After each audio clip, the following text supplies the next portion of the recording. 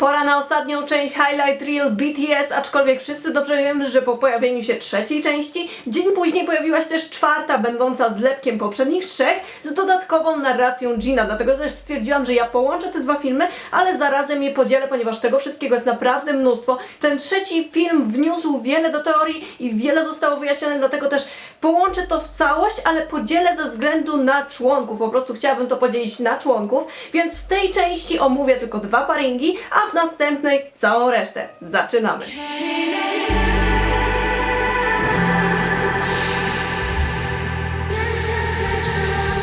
Także tym razem filmik rozpoczyna się narracją Jina.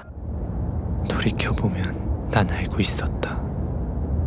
눈앞에 펼쳐진 빛나는 세계, 그 밑바닥에 나의 거짓이 있다는 것을. 이 모든 것이 작은 바람 하나에도 무너질 꿈이었다는 것을. 나는 외면하고 회피하고 눈을 감았다.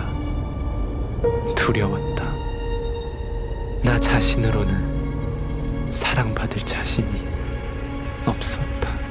Wszystkie narracje z Love Yourself mają ogromne przesłanie i dlatego należy się w nie wsłuchać bądź wczytać, ponieważ naprawdę mają ogromne znaczenie i w tej narracji widzimy, że wiadome było, że to wszystko się rozpadnie, to wszystko się skończy, a Jin postanowił się wycofać, ponieważ bał się być kochany taki, jaki jest. Jest to ciąg dalszy tej historii, którą widzieliśmy wcześniej i w poprzednim filmiku widzieliśmy Jina, który szykuje się na randkę i teraz on na tę randkę jedzie i wszystkie sceny wydają się być połączone z poprzednimi, a także w końcu widzimy to ostatnie zdjęcie BTS nad morza. A skoro już o morzu mowa, to mam nadzieję, że pamiętacie to, co mówiłam w poprzednim filmiku, czyli to, że cytaty z plakatów, a także notka Jina odnosi się właśnie do tego morza, więc to był bardzo ważny moment tej całej historii. Pewne jest to, że to właśnie nad tym morzem BTS widziało się razem po raz ostatni i wcześniej twierdziłam, że Jin chce cofnąć czas i wrócić nad to morze, ponieważ to było ostatnie ich szczęśliwe wspomnienie. Ale co jeżeli to wcale nie jest tak, a co jeżeli jest zupełnie odwrotnie? Inną teorią przeciwną do tamtej jest możliwość, że nad morzem stało się coś złego i dlatego właśnie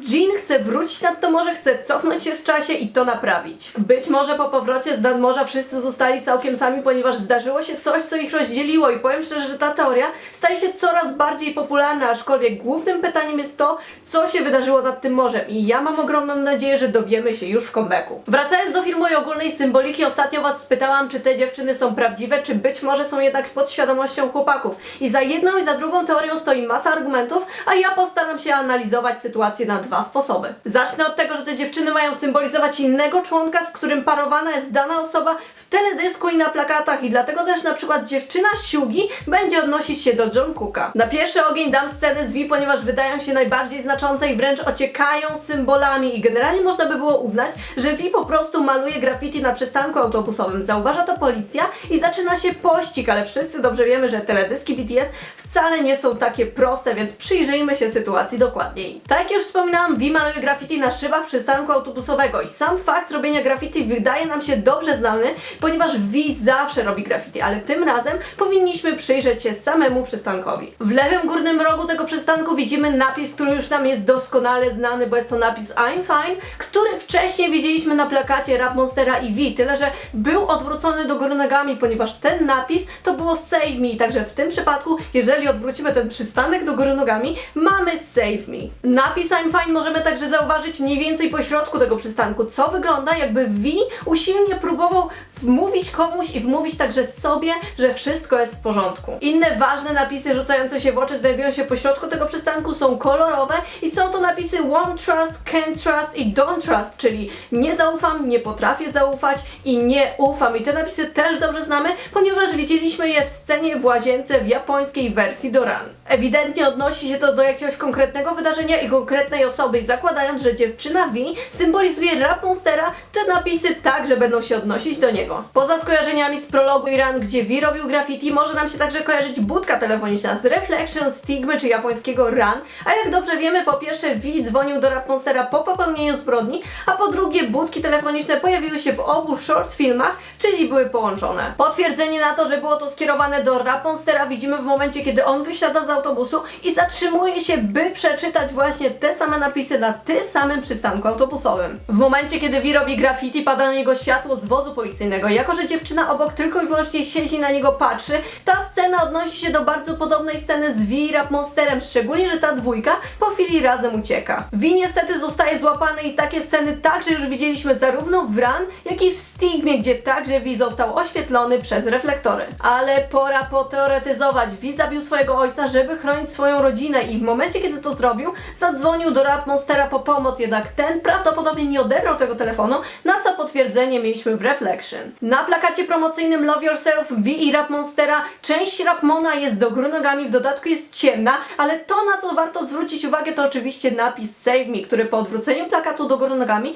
daje I'm fine, ale nie chodzi tutaj o sam fakt odwróconego napisu, tylko raczej o to, która fraza została komu przypisana. Save Me ewidentnie odnosi się do Vi i to ma także odniesienie w tym, że szuka on pomocy u Rap Monstera, natomiast I'm fine będzie się odnosiło w tym wypadku do Namjoona, ponieważ widzieliśmy także, jak na tym przystanku wpatrywał się w taki napis. Odwrócony napis I'm fine będzie także symbolizował udawanie, że coś jest w porządku, a tak naprawdę potrzebujemy pomocy. Pamiętajmy, że cytat na plakacie Vi to tak naprawdę pytanie, czy nie zostawiłbyś mnie, gdybym postąpił inaczej, gdybym dokonał innego wyboru, i Vi wierzy, że Namjoon go zostawił, ponieważ nie odebrał wtedy tego telefonu i zastanawia się, że gdyby postąpił inaczej, to być może jego przyjaciel by go nie opuścił. Natomiast cytat Rap Monstera to mogę jedynie obserwować cię z daleka, ponieważ jeszcze nie nadszedł czas i to oczywiście widzimy wyraźnie, ponieważ ponownie mamy scenę w autobusie, kiedy to Rap Monster obserwuje z daleka dziewczynę, a ta dziewczyna symbolizuje Vi. Natomiast jeżeli chodzi o samo obserwowanie z daleka, to Rap Monster nie może jeszcze spojrzeć w oczy Vi, ponieważ wstydzi się tego, co zrobił, wstydzi się tego, że nie pomógł przyjacielowi, kiedy ten najbardziej go potrzebował. Kolejną parą, do której nawiążę, będzie oczywiście Suga i Jungkook, ponieważ ich także od prologu widzieliśmy często razem. Dziewczyna Sugi będzie reprezentować Jungkooka, ponieważ już od prologu widzieliśmy Sugę, który bawi się z zapalniczką i ogniem, a Jungkook zawsze był obok, jakby go w pewien sposób pilnował, dlatego też możemy uznać, że scena z pierwszego highlight reel, ta scena z dziewczyną i zapalniczką także będzie się odnosić do tej dwójki, ponieważ to Cookie zawsze był przy Siudze, gdy ten miał w dłoni zapalniczkę. Inicjały YK oczywiście będą się odnosić do Sugi, ponieważ istnieje kilka wersji romanizacji tego imienia i jedna z nich to właśnie końcówka Ki zamiast Gi, czyli Junki. Sceny Sugi będą bezpośrednio i wyraźnie odnosić się do scen sprzed wypadku Jungkooka, czyli dziewczyna podbiega do Sugi, próbuje go zatrzymać, jednak ten wyszarpuje rękę, dosłownie tak jak widzieliśmy to w teledysku do Run, więc dziewczyna w tym wypadku jest odzwierciedleniem Jungkooka. To wszystko dzieje się na ulicy, co także ma odniesienie do całej historii, a szczególnie do tego, co wydarzyło się później, czyli do wypadku samochodowego Cooka. Scena, gdy dziewczyna próbuje zatrzymać Sugę, może także ukazywać to, co stało się po ich kłótni i zarazem potwierdzać to, co powiedziałam w poprzednim filmiku, czyli to, że Jungkook wybiegł za Sugą, ale to wszystko skończyło się wypadkiem. Również scena Sugi grającego na pianinie będzie połączona z Jungkookiem, ponieważ Cook wcześniej wspominał, jak grali razem w pomieszczeniu, w którym teraz właśnie widzimy Sugę.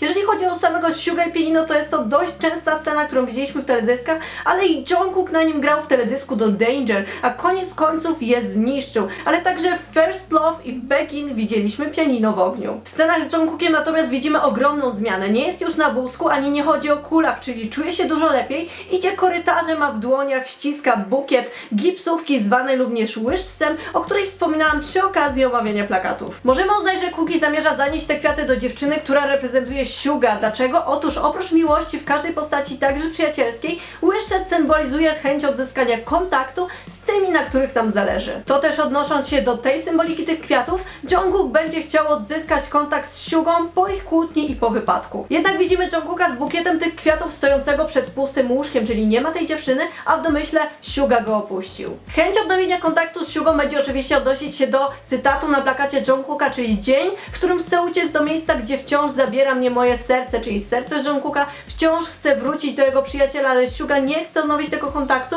ponieważ uważa, że dlatego Jungkook będzie nieszczęśliwy przy nim i do tego też nawiązuje cytat na jego plakacie. To było na tyle, jeżeli chodzi o tę część. Mam nadzieję, że Wam się podobało. Jeżeli czegoś nie zauważyłam, to oczywiście napiszcie mi to w komentarzach razem z Waszymi własnymi teoriami, bo to jest coś, co zawsze mi pomaga w tworzeniu następnych części. Jak zauważyliście, został mi Jimin, J-Hope i Jin, więc wyczekujcie kolejnego filmiku.